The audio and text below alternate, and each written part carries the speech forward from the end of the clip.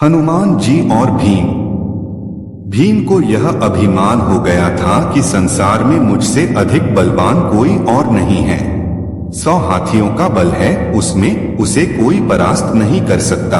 और भगवान अपने सेवक में किसी भी प्रकार का अभिमान रहने नहीं देते। इसलिए श्री कृष्ण ने भीम के कल्याण के लिए एक लीला रच दी। द्रौपदी ने भीम से कहा, आप श्रेष्ठ गदाधारी हैं, बलवान हैं।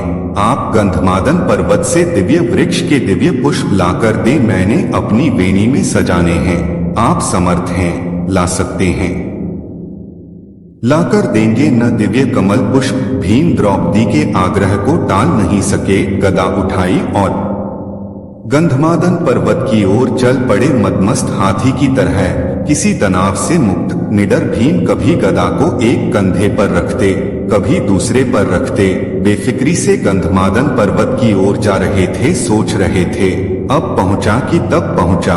दिव्य पुष्प लाकर द्रौपदी को दूंगा, वह प्रसन्न हो जाएगी। लेकिन अचानक उनके बढ़ते कदम रुक गए। देखा, एक वृद्ध लाचार और कमजोर वानर मार्ग के एक बड़े पत्थर पर बैठा है। उसने अपनी पूंछ आगे के उस पत्थर तक बिछा रखी है, जिससे रास्ता रुक गया है। पूंछ हटाए बिना आगे नहीं बढ़ा जा सकता, अर्थात उस वानर से अपनी पूंछ से मार्ग रोक रखा था। और कोई भी बलवान व्यक्ति किसी को उलांघ कर मार्ग नहीं बनाता, बल्कि मार्ग की बाधा को हटाकर आगे बढ़ता है। बलवान व्यक्ति बाधा सहन नहीं कर सकता, या तो वह बाधा स्वयं हटाता है या उस बाधा को ही मिटा देता है। इसलिए भीम भी रुक गए। जब मद, अहंकार और शक्ति बढ़ जाती है तो आदमी अपने आप को आकाश को छूता हुआ समझता है। वह किसी को खातिर में नहीं लाता और अत्यधिक निरंकुश शक्ति ही व्यक्ति के विनाश का कारण बनती है। लेकिन श्री कृष्ण तो भीम का कल्याण करना चाहते थे, भीम का विनाश नहीं, सुधार चाहते थे। भीम ने कहा, ऐ वानर, अपने पूंछ को हटाओ, मैंने आगे बढ़ना है। वानर ने देखा, एक बलिष्ठ व्यक्ति गदा उठाए, राजसी वस्त्र पहने, मुकुट धारण किए, बड़े रोब के साथ उसे पूंछ हटाने को कह रहा है। हैरान हुआ, पहचान भी गया, लेकिन चूंकि वह श्री कृष्ण की लीला थी इसलिए चुप हो गया। भीम के सवाल का जवाब नहीं दिया। भीम ने फिर कहा, वानर, मैंने कहा न कि पूंछ हटाओ, मैंने आगे जाना है। तुम वृद्ध हो, इसलिए कुछ नहीं कह रहा। वानर गंभीर हो गया, मन ही मन हंस दिया, कहा, तुम देख रहे हो, मैं वृद्ध हूँ, कमजोर हूँ, उठ नहीं सकता।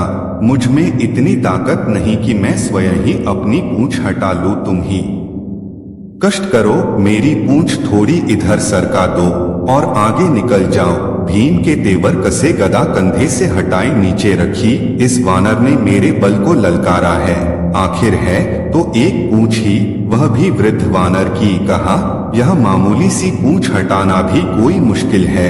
यह तुमने क्या कह दिया? मैंने बहुत बलवानों को परास्त किया है, धूल चटाई है, 100 हाथियों का बल है मुझ में। इतना कहकर भीम ने अपने बाएं हाथ से पूंछ को यूं पकड़ा, जैसे एक तिनके को पकड़ रहा है, कि उठाया, हवा में उड़ा दिया। लेकिन भीम से वह पूंछ हिल भी नहीं सकी। हैरान हुआ, फिर उसने दाएं हाथ से पूंछ को हटाना चाहा, लेकिन दाएं हाथ से भी पूंछ तिलमात्र नहीं हिली। भीम ने बानर की तरफ देखा, बानर मुस्कुरा रहा था। भीम को गुस्सा आ गया। भीम ने दोनों हाथों से भरपूर जोर लगाया, एक पांव को पत्थर पर रखकर आसरा लेकर फिर जोर लगाया 2-3 बार, लेकिन हर बार भीम हताश हुआ। जिस पूंछ को भीम ने मामूली और कमजोर वानर की पूंछ समझा था, उसने उसके पसीने छुड़वा दिए थे और भीम थककर निढाल होकर एक तरफ खड़ा हो गया। सोचने लगा, यह कोई मामूली वृद्ध वानर नहीं है, यह दिव्य व्यक्ति है और इसकी असीम शक्ति का मैं सामना नहीं कर पाऊंगा। विनम्र और झुका हुआ व्यक्ति ही कुछ पाता है, अकड़ उसे ले डूबती है, ताकत काफूर हो जाती है। और भीम वाकई वृद्ध वानर के सामने कमजोर लगने लगा। मद और अहंकार काफूर हो गया, और जब मद और अहंकार मिटता है तभी भगवान की कृपा होती है। भीम ने कहा, मैं आपको पहचान नहीं सका, जिसकी पूंछ को मैं उठा नहीं सका वह कोई मामूली वानर नहीं हो सकता, मुझे क्षमा करें, कृपया अपना परिचय दें। वानर उठ खड़ा हुआ, आगे बढ़ा और भीम को गले लगा लिया। कहा, भीम, मैं तुम्हें पहचान गया था, तुम वायुपुत्र हो, मैं पवन पुत्र हनुमान हूँ, श्री राम का सेवक। श्री राम का सेवक होने के सिवा मेरी कोई पहचान नहीं और उन्हीं के आदेश पर मैं इस मार्ग पर लेटा हूँ ताकि तुम्हें तुम्हारी असलियत बता दूं। रिश्ते से मैं तुम्हारा बड़ा भाई हूँ और इसीलिए बड़े भाई का कर्तव्य निभाते हुए प्रभु के आशीर्वाद से तुम्हें याद दिला रहा हूँ शक्ति का, ताकत का अभिमान न करो, क्योंकि यह ताकत और बल तुम्हारा नहीं, भगवान ने ही इसे दिया है। यह शरीर भी तो परमात्मा ने दिया है और जो चीज परमात्मा की है वह किसी और की कैसे हो सकती है। इसलिए जो जिसने दिया है उसके लिए उसी का धन्यवाद करना चाहिए। परमात्मा की शक्ति के अलावा किसी की क्या शक्ति हो सकती। भीम की आंखें खुली। त्रेता युग की श्री राम और हनुमान जी की वीर गाथाएं याद आ गईं। प्रेम से, श्रद्धा से भीम की आंखें भी खुल गईं और भावों के इसी प्रवाह में भीम ने हनुमान जी को समुद्र लांघने के समय पर धारण किए गए विशाल रूप का दर्शन कराने का अनुरोध कर दिया और हनुमान जी ने श्री राम की कृपा से अपना आकार वैसा ही बढ़ाया जैसा उन्होंने 100 योजन समुद्र लांघने के समय धारण किया था। यह देख भीम हैरान रह गया। वह कभी हनुमान जी के चरणों में देखता और कभी उनके आकाश छूते मस्तक को, जिसे वह देख ही नहीं पा रहा था। हनुमान जी ने कहा, भीम, मेरे इस रूप को तुम देख नहीं पा रहे, लेकिन मैं श्री राम की कृपा से इससे भी बड़ा रूप धारण कर सकता हूँ।